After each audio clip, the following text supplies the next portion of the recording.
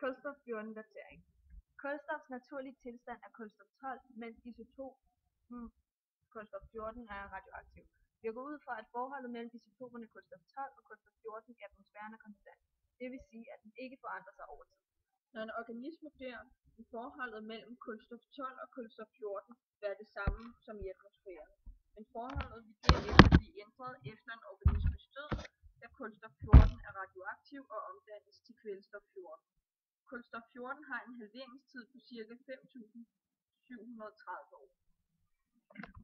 Mængden af radioaktive carbon-14-atomer til tiden t kan skrives som mængden af radioaktive atomer ved starttiden gange med opløftet t. Og det kan så omskrives til mængden af radioaktive atomer ved starttiden gange med e opløftet minus k gange t. K er henfaldskonstanten, som er den naturlige logaritme til 2, delen halveringstiden, og halveringstiden er som sagt 5.730 år.